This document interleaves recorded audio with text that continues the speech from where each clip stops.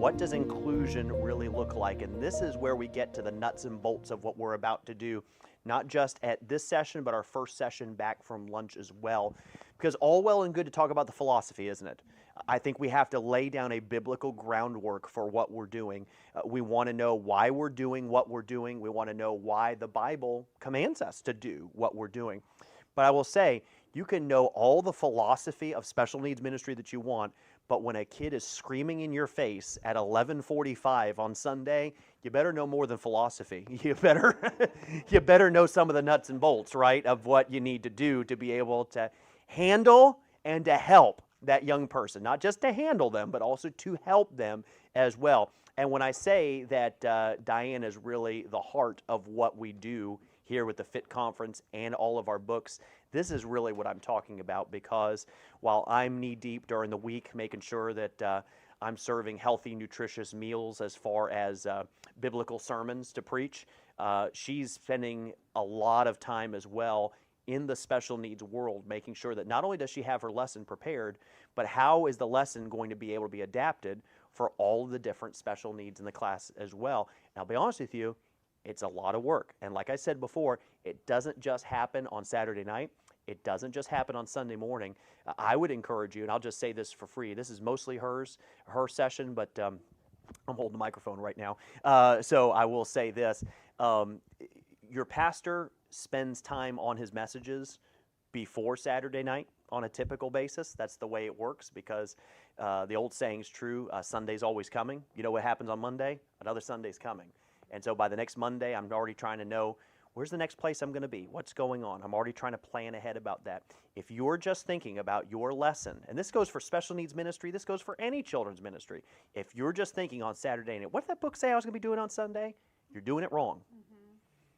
And that's not me saying I think you're doing it wrong.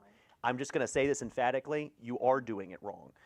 You don't want your pastor to treat the pulpit like that on Sunday. And the parents of your church should expect that you don't treat the classroom like that on Sunday.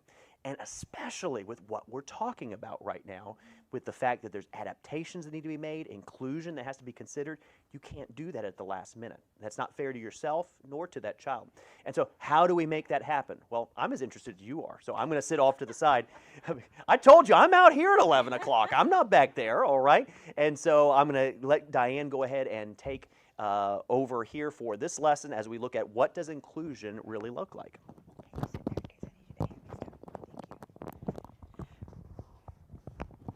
Okay. I'm nervous about this. I have to remember I can't walk over too far. It'll make a loud noise. So this really ties in with where we left off, for those of you that were in here at the last session.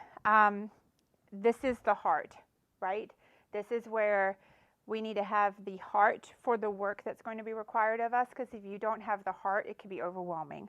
I will add to what my husband said about being prepared before Saturday. In the last section, I talked about seeing the need, and not just visually, like I see that kid, but seeing the need, like this is the problem, or this is the area that I'm lacking. You can't figure all of that out on Saturday. And you can't even figure all of that out on your own. You have to pray on it. You have to pray and ask the Lord to help you. We prayed over something that we did for one of our little girls, who my husband mentioned is nonverbal. And it burdened me that there were aspects of our class that she couldn't be involved in. I don't have wisdom for that. I don't even have experience for that, because I don't have a nonverbal child. So I have to pray on that, and I have to take time to pray on that. I can't just Saturday be like, okay, this is what I'm doing. It's not going to work. So you have to put in the time. And I understand that I'm married to a pastor, so this is my life, and that you're maybe a volunteer and you have a regular full-time job. And I'm not trying to diminish that or the other callings that you have on your life. But this is so important that we have to carve out time for it. And the beautiful thing about it is once you get systems in place, it does go fairly quickly.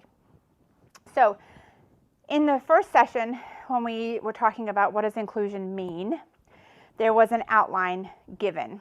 And what was that phrase?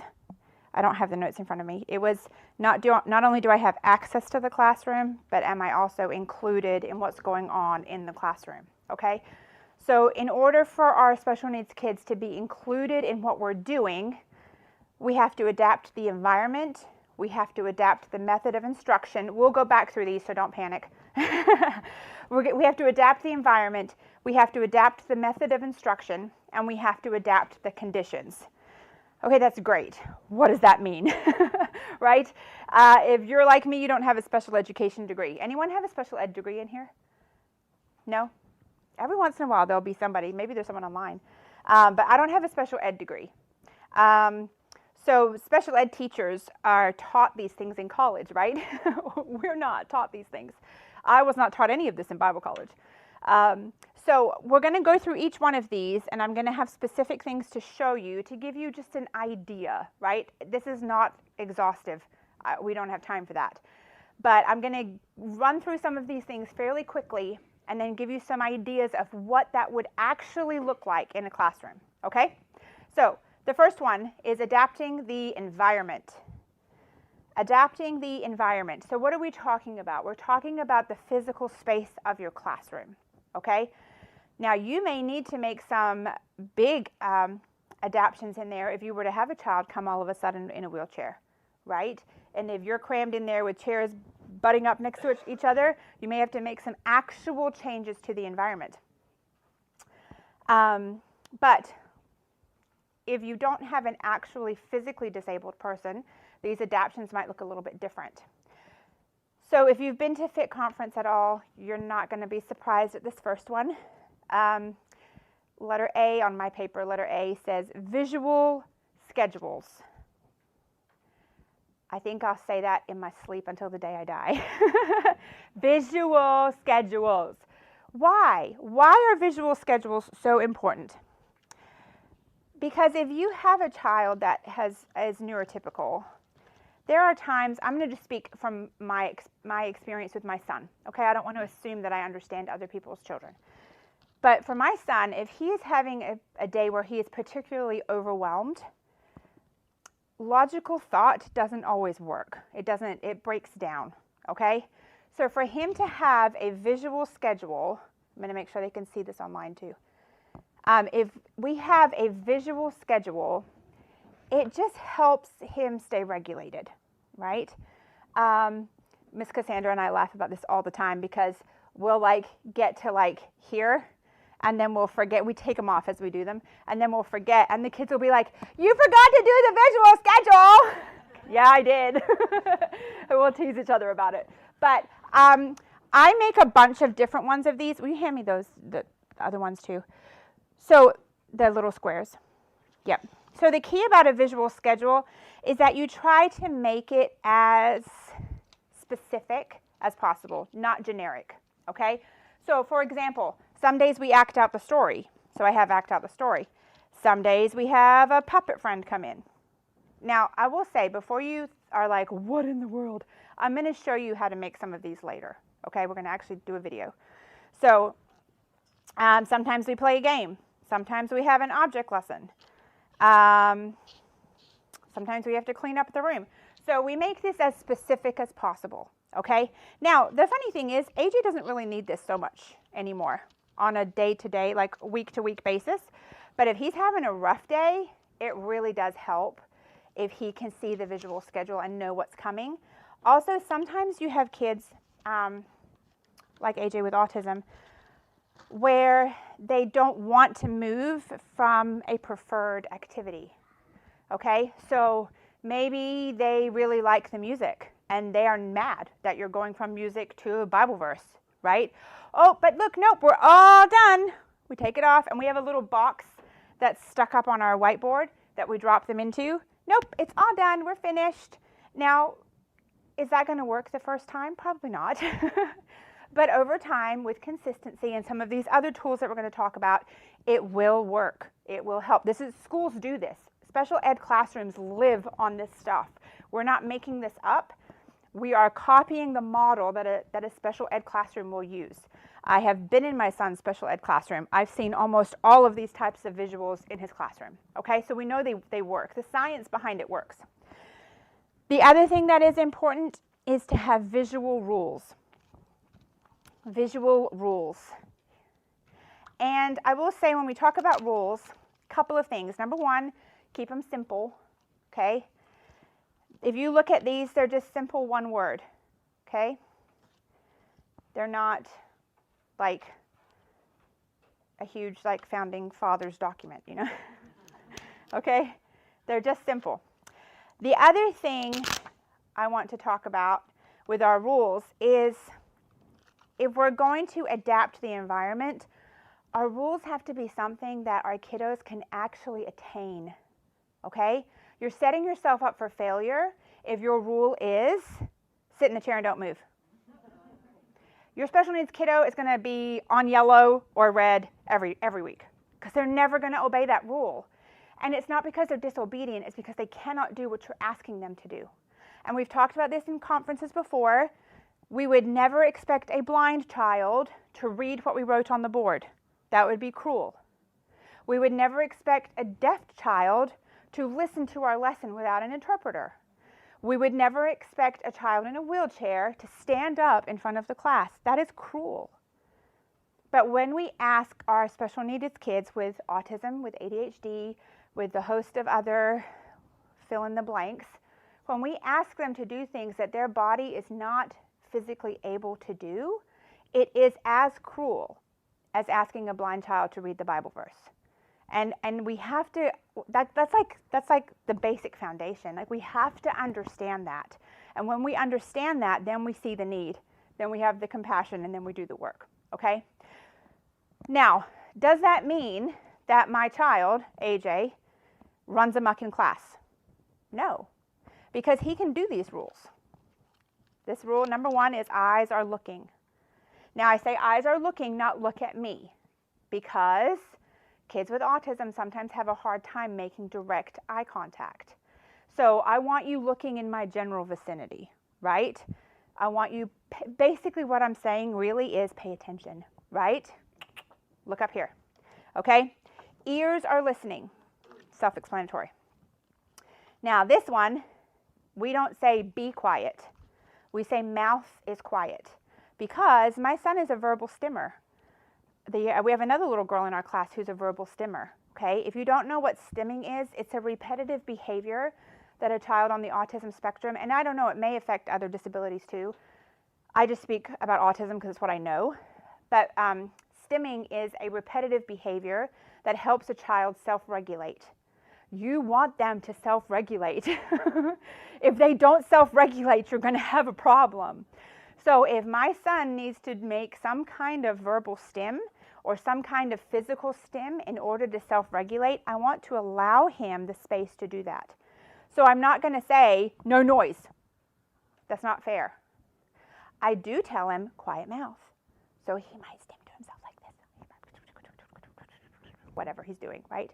We don't let him do the one I did earlier. Oh, because why? That's not a quiet mouth, right? Am I blowing your ears out there? Sorry. Our sound man just took his headphones off. Trust me, that's how our ears feel. Yeah. So, do you see what I'm saying though? Like you want the rule to be attainable, but that doesn't mean it's a free-for-all. He can make whatever noise he wants, okay? And also, if he is becoming particularly stimming verbally, I'll try and redirect the stim to a more tactile stim that's not verbal. So I might give him something to do with his hands, right? Something that he can make a repetitive motion with his hands. We've let him spin in the back of the classroom before. That's what he's needed to do, whatever, okay? We have all kinds of stuff back there. They have like little cushions that are bouncy. And so if he needs to move or stim somehow and the stim is disruptive to the classroom, we're going to try to replace it with one that is not disruptive to the classroom, but we're not going to tell him he can't stim, okay? Because we're not going to tell a blind child to read the Bible, okay? Calm body, that one kind of goes with stimming too. It also, because some stims can be destructive, and we're not going to get into all of that today, but calm body is better than be still, right? Because wiggling is okay in my classroom. You need to wiggle, you wiggle. But you're not getting off the chair and on the chair and around the chair and hanging upside down on the chair. We're going to keep a calm body, but in your bubble, if you need to move a little bit, I'm okay with that. This one's self-explanatory. Raise your hand before you speak. And then my favorite, be kind. Okay? So these are visual rules, and it's for the same reason that we want a visual schedule. We also number these, so our kids know them by number. So if I walk over to AJ and I just do this, he knows I'm telling him to obey rule 2. And I don't have to interrupt teaching, but he's obeying the rules. So that's why visual rules are important. It's for your benefit, right? It helps you maintain continuity in the classroom and to keep going while maintaining order, because you need to maintain order. Okay, I'm going too slow. The next one is to keep clutter to a minimum. Keep clutter to a minimum. If you are overly visually stimulating your classroom, it's hard for kiddos. I would also say the front of your classroom, like if you go into our room and you look, our bulletin board is at the back. And it's very cute. I like our bulletin board. But we want to keep it not overstimulating, okay? For some kids that have SPD, sensory processing disorder, a lot of visual stimulation is hurtful to them. It physically pains them. So we want to be considerate of that. Whatever we keep in front is usually like imperative. So our rules, our visual schedule, what we're using for the lesson, okay? We don't want to have all the artwork that the kids have colored for you on the walls behind you when you're teaching, okay?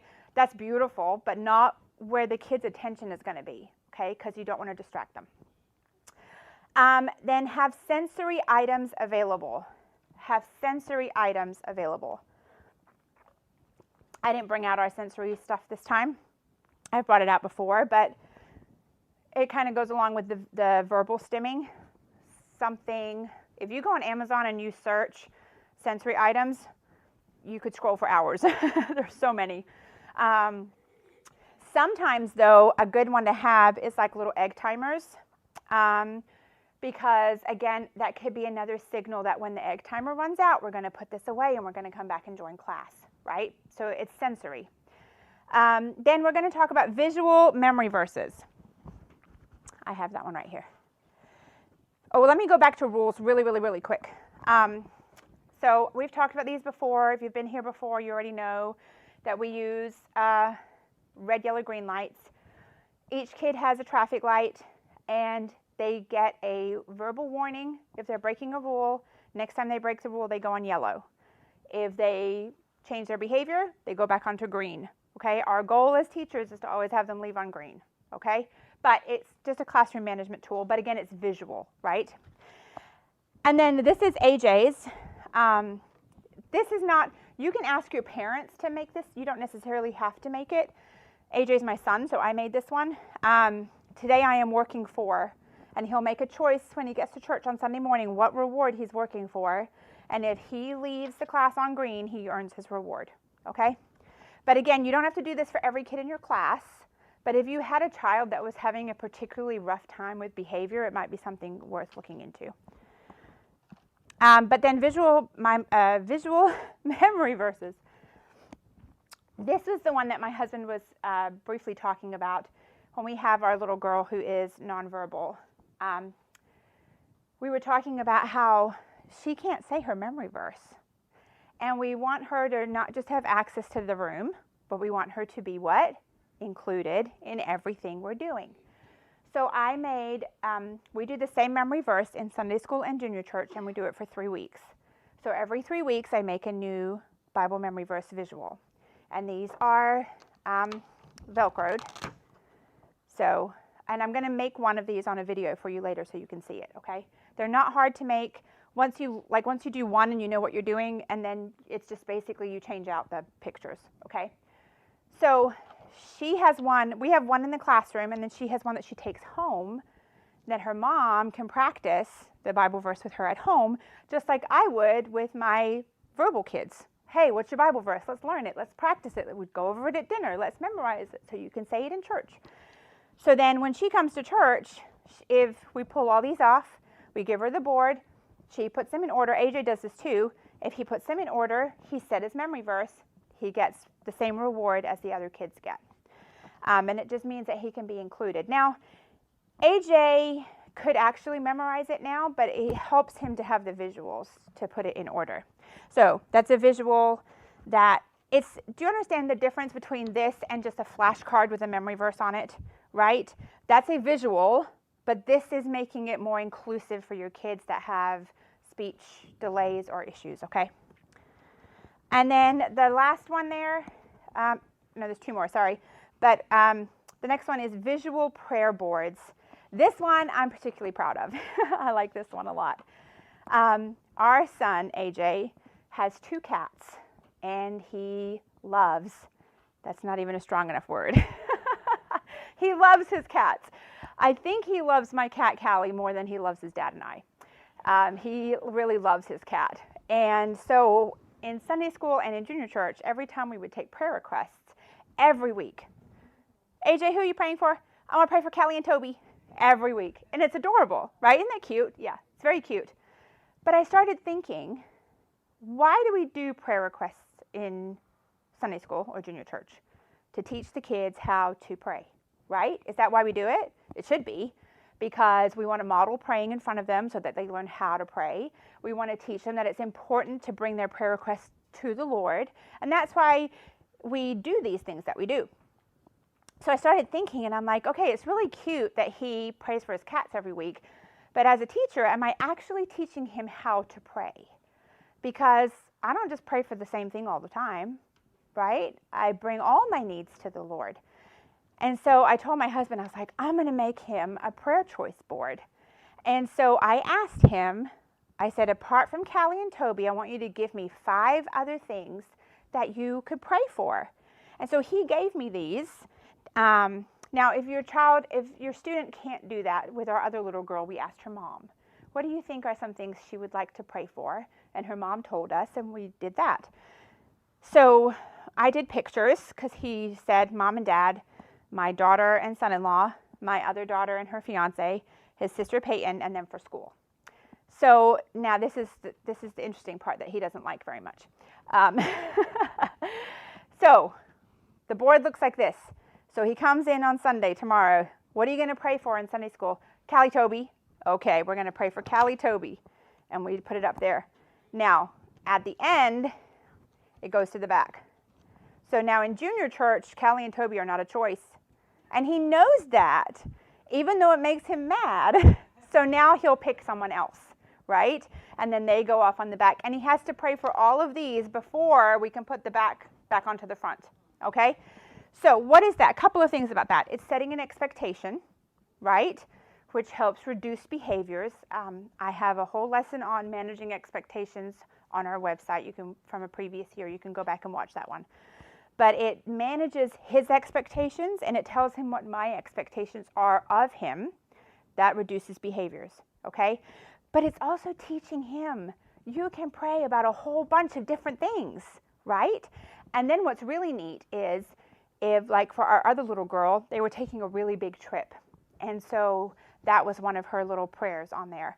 Well, the trips happened. They're back. So now we can say, look, God answered your prayer. And we can take it off the board, and then we put a new one on. Do you see how that is inclusive? It's including these kids that otherwise just may be left to sit there. And neither of them cause a problem during prayer time, so it really doesn't matter. No, it matters. Because I have to teach them how to pray. It's my job. And so it's important. Okay. I'm not going to spend a lot of time on this one, but the next one is be aware of food preferences. Be aware of food preferences. A lot of kids with special needs have food allergies, food intolerances, things that parents are trying to avoid. Can I just, this is from my heart right here. Just don't do food. It's not necessary. Just don't do food. There are so many kids with so many allergies nowadays. We don't have to do food. And it's almost become a culture in our class. We had a situation once, a little while ago, where every single week there was some reason for a sheet cake in Sunday school. And I'm like, no, there's not. You don't need to feed kids a sheet cake at 10 o'clock in the morning, especially not when you're dealing with kids that have like behavioral issues and you're feeding them up on sugar, okay? I'm not necessarily telling you what to do in your church, but just think about it. Think about the end result if you're hyping kids up on sugar. Just be careful. Okay, point number 2. We need to adapt the method of instruction. The method of instruction. We want to keep our verbal teaching time short. Short. Maybe 15 minutes, maybe. Now, I said earlier, I was explaining this a little bit more, Miss Cassandra and I teach the same lesson in Sunday school and junior church. And that allows us to keep our teaching time short because we're hitting it both times, right? But if you're dealing with kids that have ADHD or autism, their attention span's about this big. You try to teach for 20 minutes of just you talking, you're losing control. Every minute you go past like 10, 12 minutes, you're losing control, especially if you're teaching with just a flashcard, right? And I love Abeka flashcards. I love flashcards in general. I love visuals. But if you're just standing there with a visual and you're telling your story, you got 10 minutes. And then those kids they're not even paying attention anymore. So why are we still talking, right? They're not paying attention. What I'm not saying is, I'm not saying don't make it important to teach. But there are lots of different ways we can teach. We don't have to just teach by standing up there telling a Bible story, okay? So here's some of the ideas that we have. Can you just hand me one of those spinny wheels? Okay, I use felt almost every week. This is the Betty Lukens felt kit.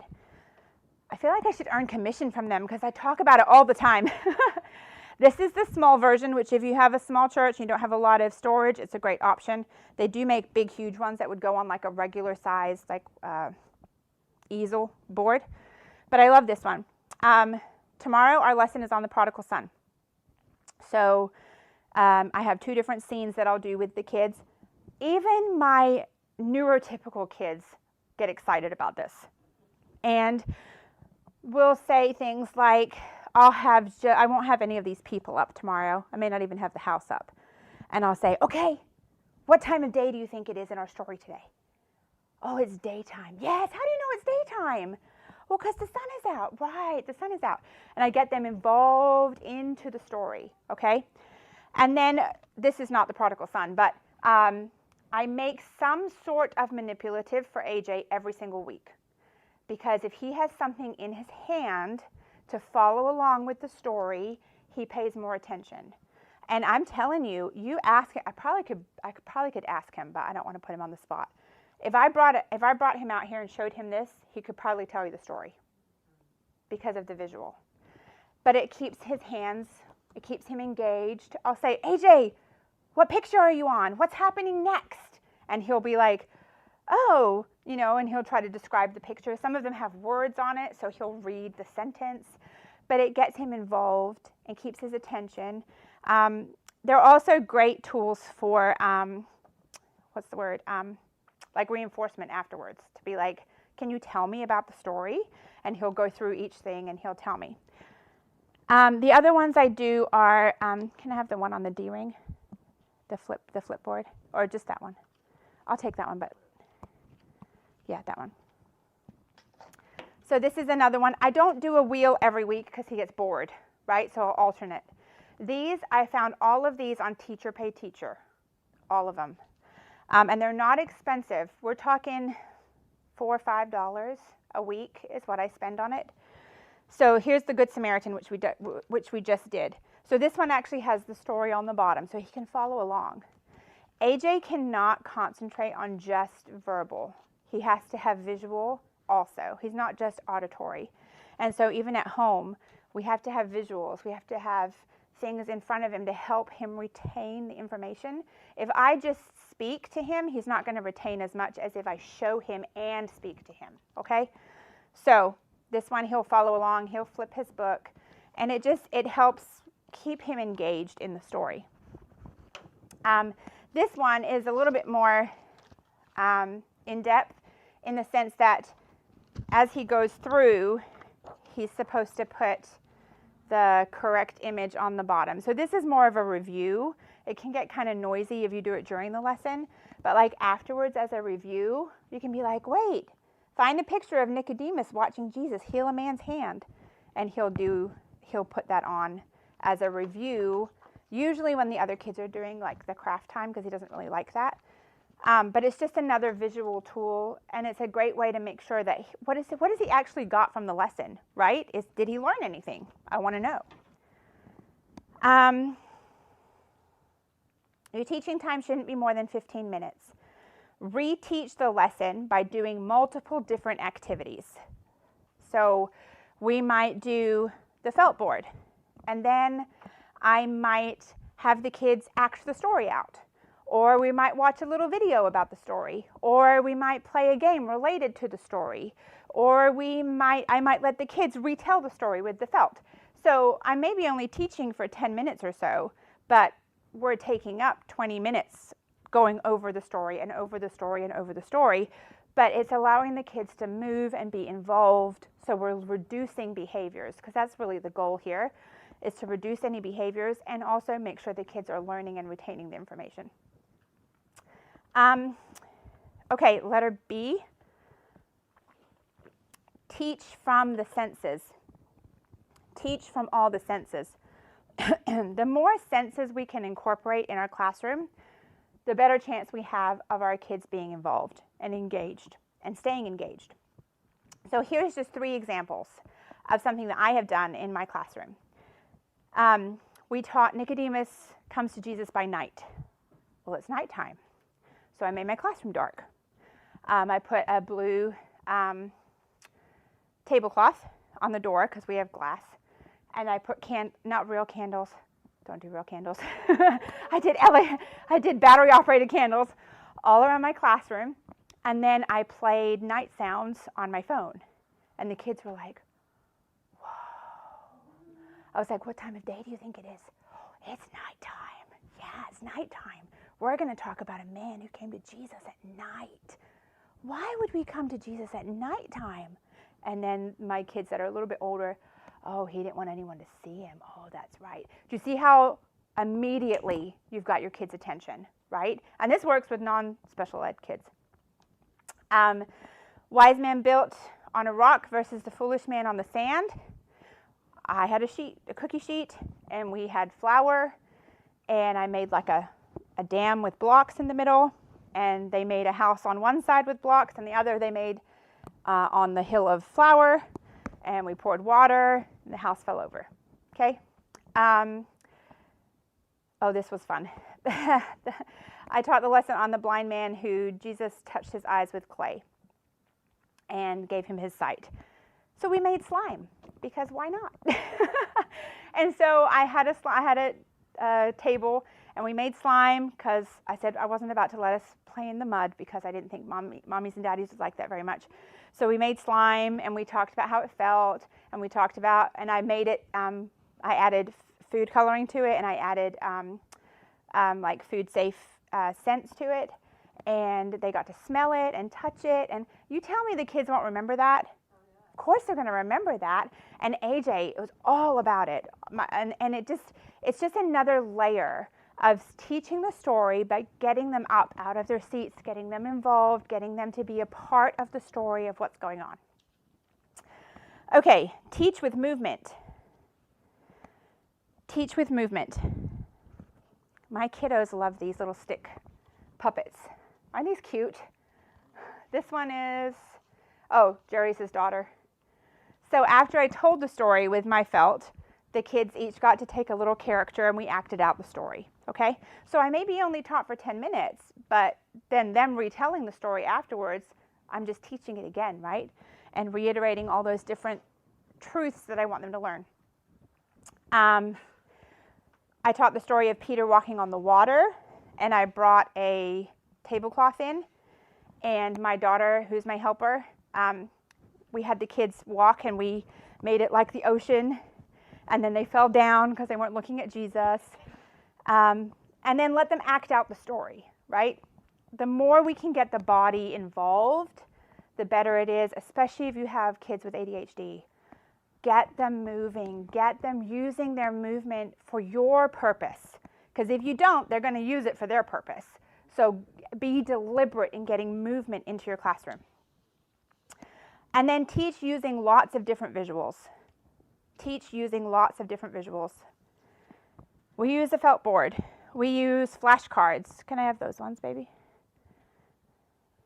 What I love about this too is, I don't know, I would like to get in on the ground floor of this, because whoever the artist is that drew these characters, every single creator on Teacher Pay Teacher uses exactly the same artwork.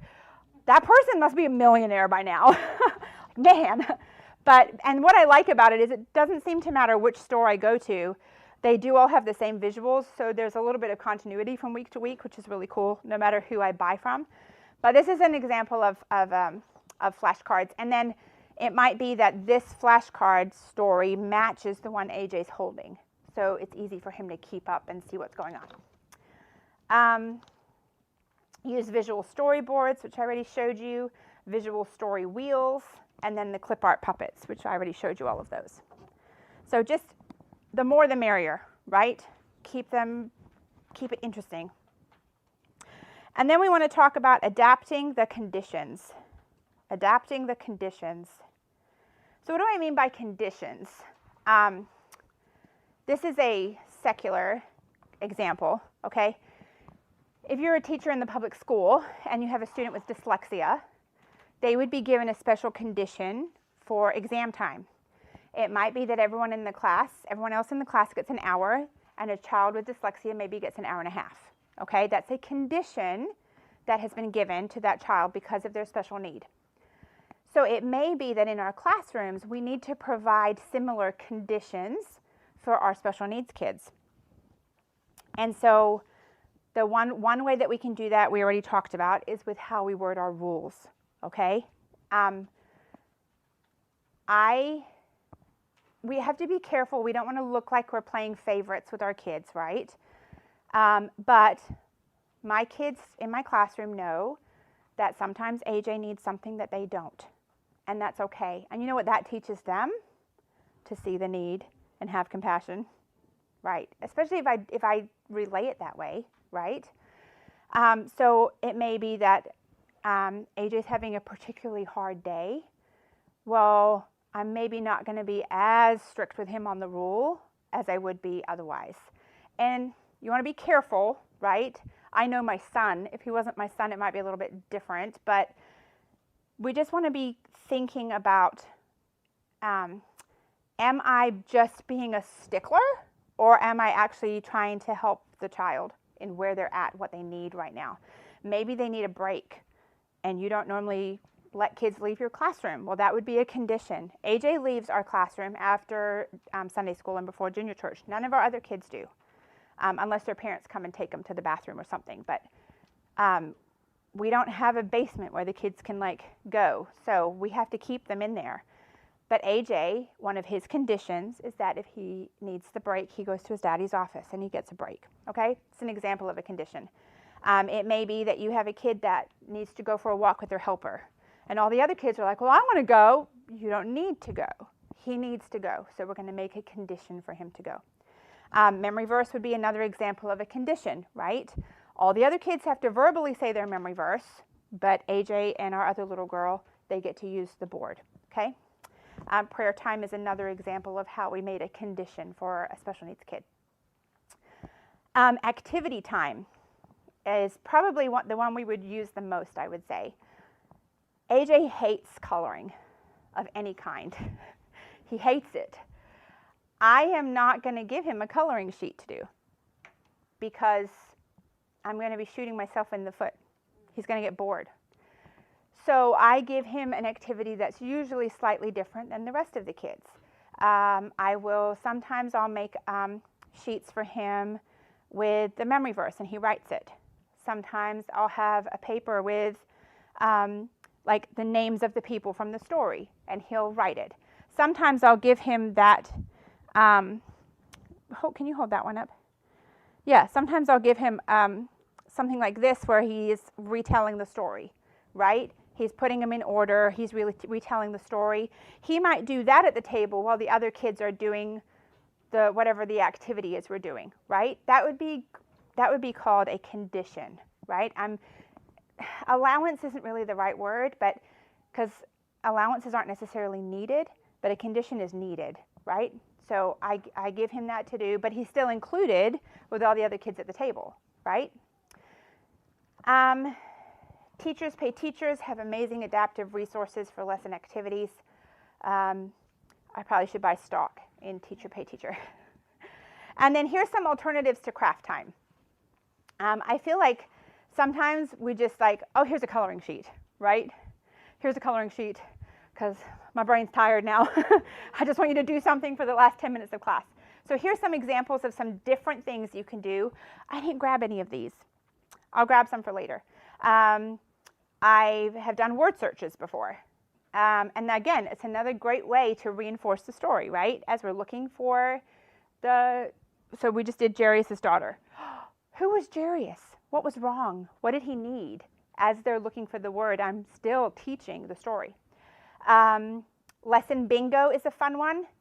And so I'll bring that out later. I don't have that. Visual storyboards are fun. You can also print a lot of these ones that I make for AJ. You can just print them and have your kids, as the activity, put the story in order and then color their own, storybook. A visual scavenger hunt is fun. We've done that. We did that at Easter. The kids loved that. That was fun. If you have a bigger room than ours, it would be a lot more fun. But you give a clue, and then the kids have to go find the visual that matches the clue. So, for example, at Easter time, we did Judas, too many J names. Judas got this for betraying Jesus. And the kids would be like, oh, silver coins! And they were running all around the room trying to find the picture that had the silver coins in it. So it's an absolutely great review, right? Because they have to know the lesson to be able to answer the question to then find the image. And it's a great review game because it allows for movement. And again, movement is so necessary. The letter F says, provide a break space if possible. I know that's not always possible. And it's not possible also if you're the only teacher, right?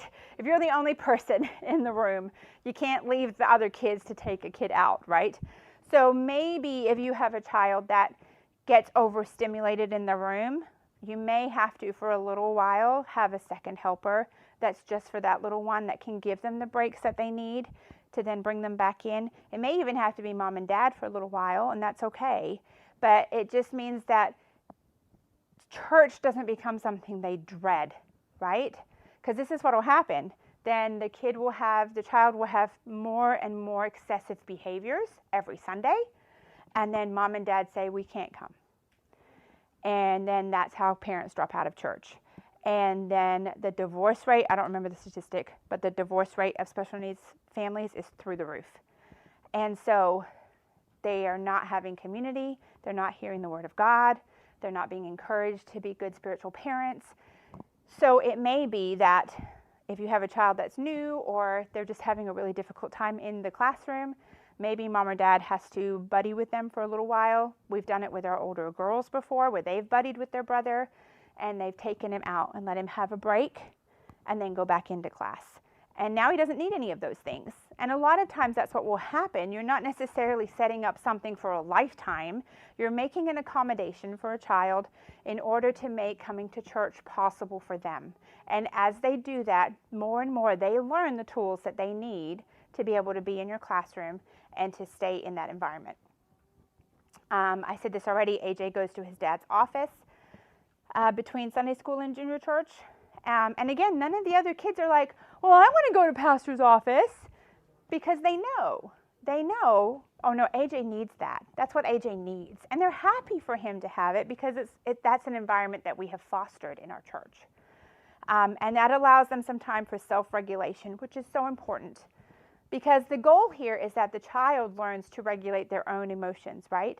The child learns to regulate their own behaviors, but we have to be, as the adults, the one that gives them the tools to be able to do that.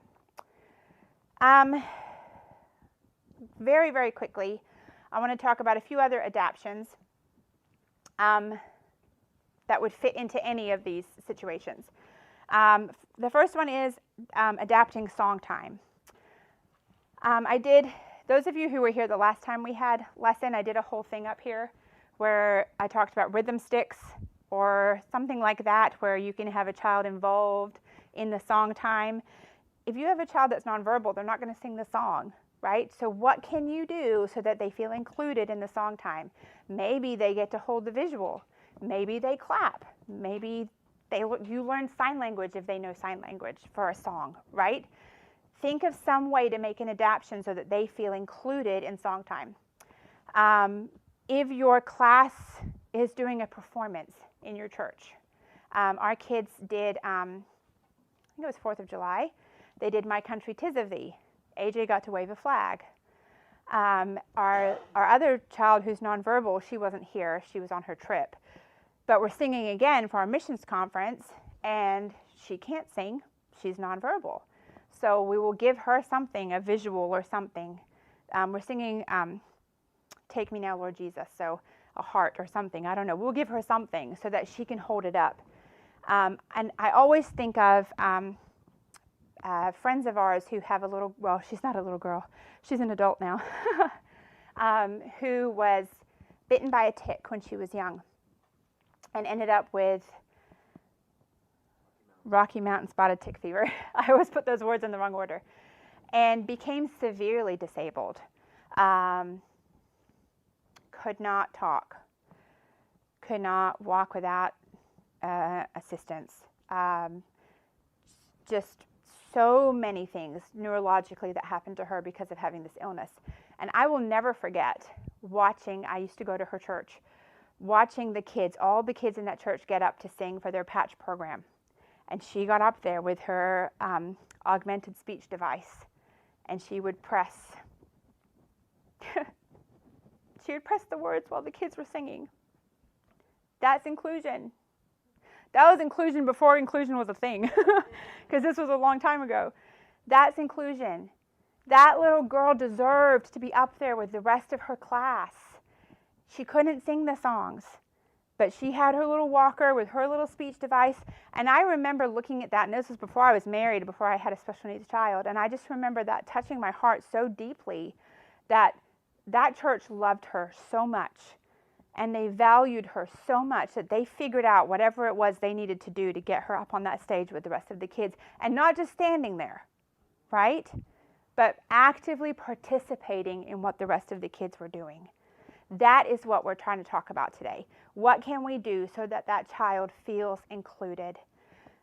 We could talk about special outings that you may do, or whatever, whether you're taking field trips as school, but if you're taking like a kids activity or something, be thinking about your special needs kids. You don't want it to be that you're like, you get there and you're like, oh, I don't know how they're going to do this, right? Think about it before. We're having this activity. Can AJ be included? If he can't be included, what can I do so that he is included, right? And that will go a long, long way with your special needs parents too. They will feel very seen and heard if they know that you are going to make an effort so that their little one can be included in what you're doing, right? All right, that's it. Oh, yeah. I think we'll do this because we just have a few minutes before we break for lunch. We have a longer question and answer session after lunch that just encompasses everything we've taught over. But there's a lot here. It kind of feels like drinking out of a fire hose probably to see all that we have here. And this is all doable. This is all things that you can do. But no doubt you have some questions. And so maybe just for the next 7 or 8 minutes, if you have a question directed to Diane about what you see here on the table or about manipulatives in general, why don't you go ahead and just raise your hand, and then we'll try to get it so that our mics up top will get for the people who are watching online. Does anybody have a question for Diane? Not everybody wants. Can't handle that. All right. Oh, there we go. Good. Would you recommend being prepared and doing at least some basics before you have special needs children in your church? I mean, you can. Basic things. Okay, so like visual schedule, sure, because you can use that no matter what. Visual rules, sure. I think all classrooms should have those. As an educator, I think all classrooms should have those anyway. So those kind of things, absolutely. Even like the reward system and all of that, yes. Mm-hmm. The other stuff, we have to be careful with some of it because it is kind of need specific. So you wouldn't want to go too crazy, right? And then the child that God brings to you you don't have what they need. But I mean, yeah, I mean, if your church has the budget and your pastor's okay with it and you want to start making visuals for your next year, praying that God will bring in a special needs kiddo, go for it. I think that's awesome. And then just one additional thought is that I'm not certified, but I've worked with special education. I think a lot of the basics you can adapt to most children, like with schedules, and I think it helps with regulating those children as well in a basic, and it teaches them to kind of conform to rules and guidelines. Yes, I agree, and I agree with that. Especially, a lot of us in here are from smaller churches where we don't have different classrooms for different ages, right? All of our kids are in the same classroom. So yeah, a visual schedule, visual rules, when you have a 4-year-old in there and a 10-year-old, that's awesome, right? Because the 10-year-old maybe doesn't need it, but the 4-year-old does. And it helps them to learn to self-regulate too, yeah. That's something I've learned as a special needs mom that I didn't necessarily learn when my older kids were little, was how much they need to learn self-regulation too. It's just not as obvious necessarily as it is with my son. But I know now with my youngest daughter, I'm much more aware of it because I've seen how my son has needed that and how to help her with that too. Yeah. Anyone else? What's the name of that? Teachers Teachers pay teachers. Is it in the resource guide? So yes, and on the last page, the next to last page of your booklet is a resource page, and it's going to name a lot of the things that we've talked about today so that you can go back. But if you are looking, and I said I'd let Diane talk, but I'm a normal preacher and I'm taking over again. But if you look at this and say, we're not making this up. We can't do that. I just want to remind you, we didn't do this either. No. This was bought and purchased on Teacher Pay Teachers. That one normally. was Oh, not. that's close. That one is Royal Kids, which is Okay. also in the back. Right. Okay. So, and that's Yeah. also in the back as well. But you're looking at cutting these. And listen, Diane goes the extra mile and laminates them. You don't have to laminate them unless you think about reusing them over and over again. Or if you're using them maybe 3 weeks in a row, you might want to laminate them. But even that's not necessary. And there's so much of this that does cover the spectrum, not just the spectrum of autism, but just spectrum in general. I'm thinking of Betty Lukens. It's so interesting that kids are so overstimulated. Most of these kids have iPads. Most of these kids have phones way too young. They are inundated with media. But I will tell you this, they are always so excited about the felt board. Because you can have an iPad, but you can't go, and move it around and all of that. And Betty Lukens, and this is where we both are on the same page with this as far as wanting to get maybe some kind of commission, but we're not affiliated with them at all. But this is the second set we bought in our ministry, the first in Florida. Where the books just give you the lessons, they tell you what to do, they give you a wonderful folder to be able to store them. In fact, if you want to look at our Betty Lukens folder, just please be careful, not taking things out. It's in the back, and you can look at those, and they're great for everything. One of our, I mentioned to someone earlier, the editor of our books. I've worked with her all the way from when I was writing for religious columns for our town newspaper before the newspaper went belly up. And every time she's read one of our books, she said this, I don't have special needs children, she says, but almost everything you talk about is applicable to my neurotypical children.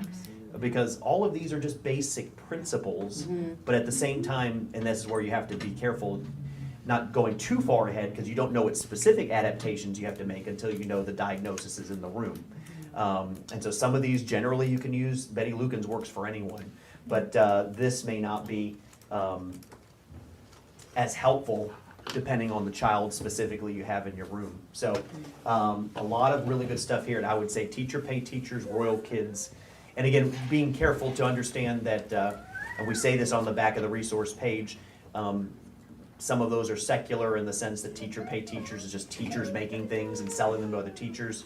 So we're not talking about doctrine, we're not talking about the King James Bible. You have to take care of those things on your own and use wisdom going through. And as I mentioned in our class previously with the gentleman, we continue to use the King James Bible with our children, despite the fact that it might be more difficult for them, but we're not going to change the Word of God to try to explain away what the children need to learn. We're just going to teach them through this. And what you're going to see at 1 o'clock with the video that Diane shows you, I think is really going to hammer home how you can do this yourself by just using the Bible and teaching children little bits at a time. I took over, I'm sorry. So anyway, we have time for one more question. Want to check, is there any on the live stream? We do I will not say have while one he's on the live looking, stream. this is also a great way to have, like, our little girl that's nonverbal. Let's say we were doing a review question time. She's nonverbal. She can't answer a question. So we could say, I'm not going to use her name, but I'll use my own. Hey, Diane, can you bring me the picture where Jesus, wait, which one is this? Oh, Good Samaritan. Can you bring me the picture where the man helped the sick man? If she brings you the right question, the right picture, then you realize she was listening, right? And she understood. There's some understanding there. One thing that's really, really important if you have kids with speech delays or speech, any kind of communication problem, issue, or complete nonverbalism, you must assume competence. Just because a child cannot speak does not mean they are not intelligent. Just because my son is way more intelligent than his speech would indicate. You have to assume intelligence, and not just intelligence, but like that they can comprehend what you're saying. I tell a story about that in our book that I won't go into now, but how God showed that to me as a parent. Yes, your son understands what you're saying to him. Just because he can't talk to you doesn't mean he doesn't understand you. So don't assume that your little nonverbal child can't answer they're not understanding. You don't know that unless you try, find out.